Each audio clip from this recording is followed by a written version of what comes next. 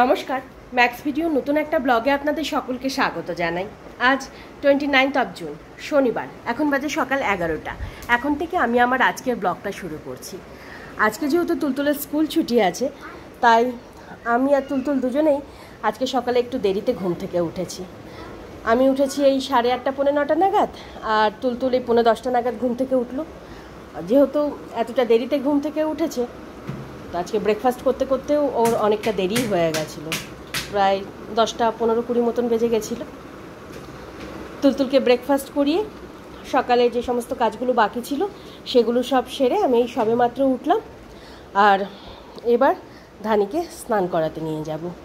আজকে ধানি স্নান করতেও একটু দেরি হয়ে যাবে। আজকে সকাল থেকে আবার ওয়েদারটা মেঘলা মেঘলা, আর তার সাথে কেমন একটা ভ্যাপসা গরমও পড়েছে। ধানি চলো স্নান করবে।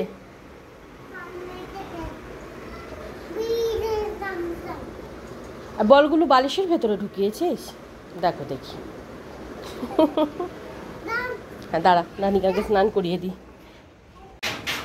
এখন বাজে 12:10, আর তখন ধানিকে স্নান করিয়ে দুধটা জাল দিয়ে আমি স্নানে গেছিলাম। স্নান পুজো সেরে ভিজে জামা কাপড়গুলো ব্যালকনিতে মেলে এই 5-7 মিনিট আগেই রান্নাঘরে আসলাম। আর এখানে আমি আমার জন্য একটু মুড়ি আর ভুজিয়া নিয়ে নিয়েছি। আর ধানিকে এখন একটু গ্লুকোজের জল খাইয়ে দেব। আর গতকালকে এখানে কাজ হয়েছিল, তো ওই গ্রিলে সিমেন্ট বালি এগুলো সব জমে আছে, তাই দিদিকে বললাম যে একটু পরিষ্কার করে দিতে, মানে যতটা পরিষ্কার হয়। দিদি এখন একটু পরিষ্কার করছে। এখন বাজে 12:40, আর তখন আগে তুলতুলকে গ্লুকোজের জলটুকু খাইয়ে তারপরে আমি মুড়িটুকু খেলাম।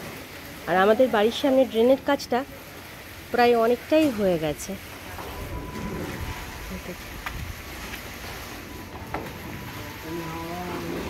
আর এবার আমাদের বাড়ির সামনের দিকটা প্লাস্টার হবে, তাই দাদারা আজকে থেকে এদিকটায় ভাড়া বাড়ছে।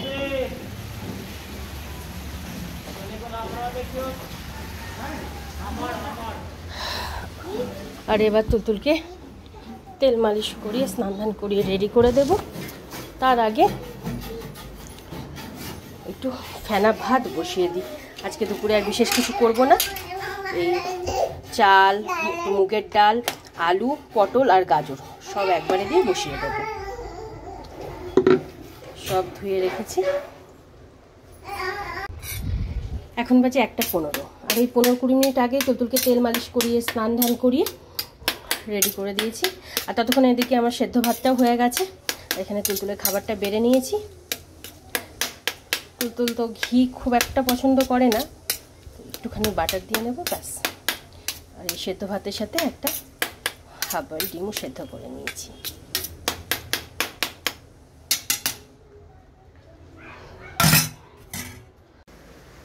এখন বাজে 2:45, আর আজকে 1:30টার মধ্যে তুলতুলকে লাঞ্চ করিয়ে হাত মুখ ধুয়ে বেডে নিয়ে গেলাম ঘুম পাড়ানোর জন্য। আজকে 2:45টার মধ্যেও ঘুমিয়ে পড়েছে। তুলতুলকে ঘুম পাড়িয়ে ধানিকে খেতে দিয়ে 2-1টা কাজ ছিল সেগুলো সব সেরে এখন আমি আমার জন্য একটু ভেন্ডি আর বড়ি ভেজে নিচ্ছি। বড়ি তো ভাজা হয়ে গেছে, ভেন্ডি ভাজা হচ্ছে। ভেন্ডি ভাজাটা হয়ে গেলে আমি লাঞ্চটা সেরে নেব।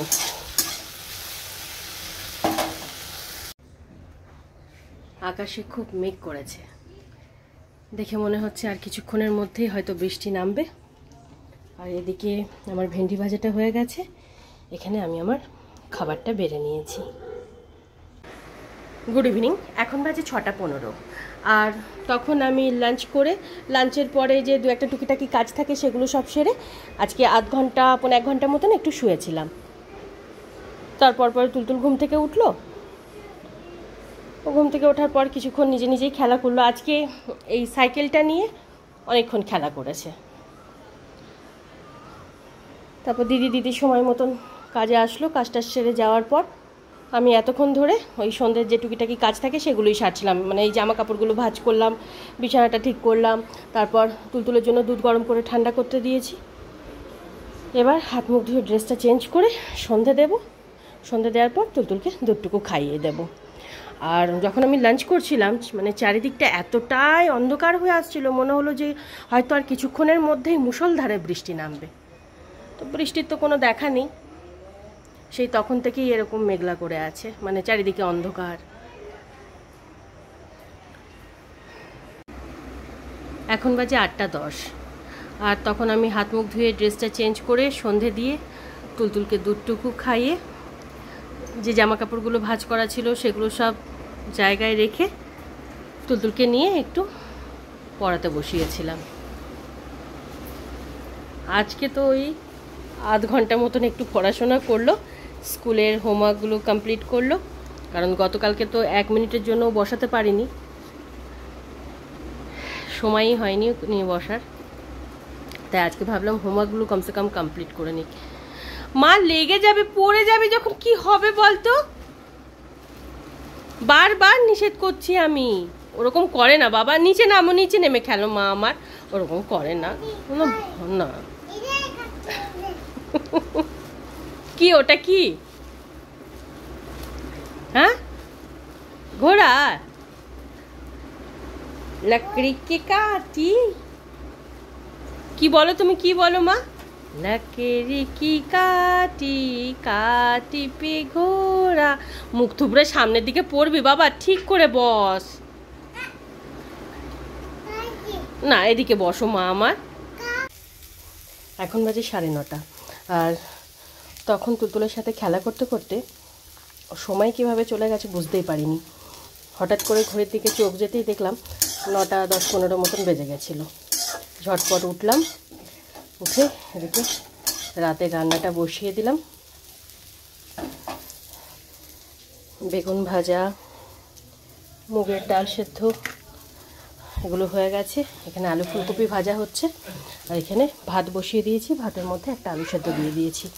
আর তুলতুলের বাবা এই 10 মিনিট আগেই ব্যাঙ্গালোর থেকে ফিরলেন।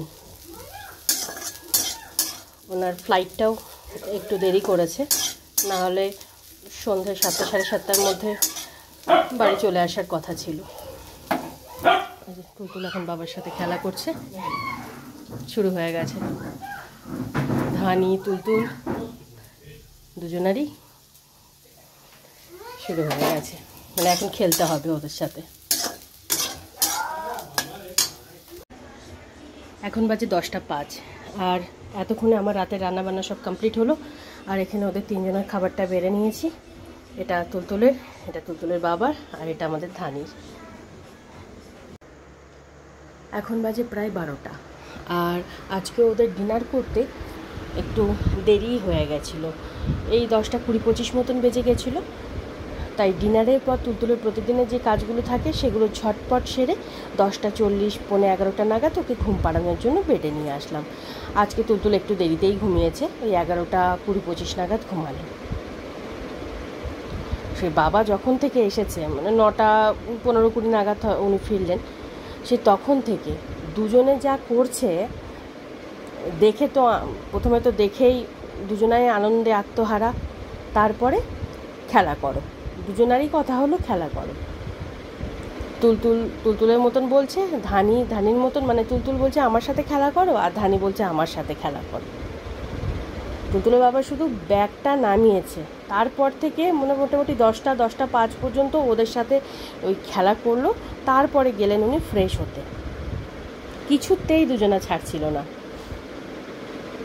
আর ততক্ষণ আমি ওদিকে রান্নাবান্নাগুলো সারলাম, খাবারটা বেড়ে দিলাম, এইসব করছিলাম।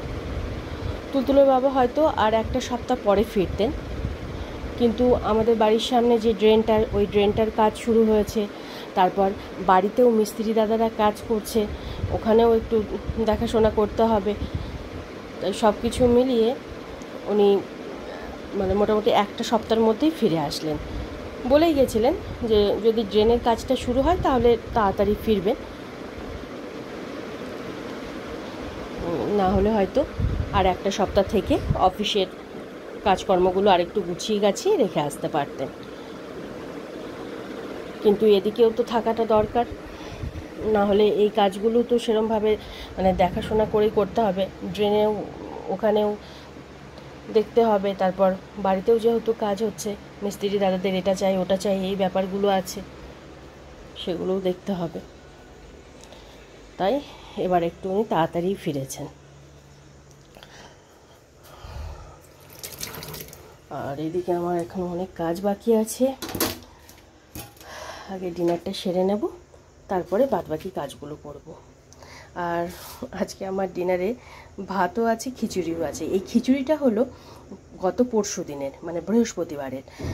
তুলতুলকে দুপুরবেলা খিচুড়ি খাওয়াবো বলে খিচুড়ি করা হয়েছিল, তো কিছুটা খিচুড়ি রয়ে গেছিলো, তো আমি ফ্রিজে রেখে দিয়েছিলাম। আমার যেহেতু খাবার অতটা থাকে না, তাই ফ্রিজে কোনো খাবার রাখলে আমি ভুলে যাই। গতকালকে যদি দেখতাম তাহলে হয়তো গতকালকে খেয়ে নিতাম। গতকালকে ফ্রিজ খুলেছি অনেকবারই, কিন্তু মানে যেভাবেই হোক দেখতে পারিনি। আজকে দুপুরবেলা দেখলাম যে এক বাটি খিচুড়ি রয়েছে, তো দেখলাম খিচুড়িটা ঠিকই আছে, তাই খিচুড়িটা বের করে আবার একটু ফোড়ন দিলাম। কেন তুলতুলের খিচুড়িতে তো লঙ্কা টঙ্কা দিই না, তাই একটু লঙ্কা জিরে এগুলো দিয়ে ফোড়ন দিয়ে একটু ঠিকঠাক করে নিলাম। আর আজকে ভাত হয়েছিল, তাই একটু ভাত আছে, খিচুড়ি আছে, আর তার সাথে ওই আলু সেদ্ধ, বেগুন ভাজা আর আলু ফুলকপি ভাজা।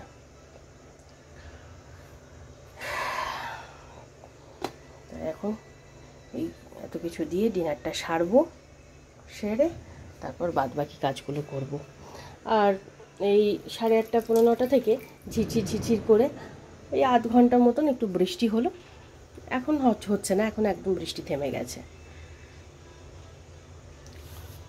তবে আজকে সকালবেলা বেশ ভালো গরম লাগছিল, মেঘলা ওয়েদার ছিল, একটা ভাবসা কেমন একটা গরম লাগছিল।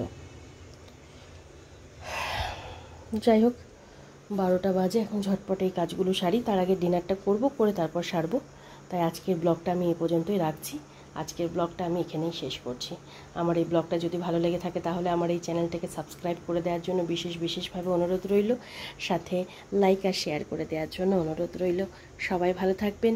By and good night.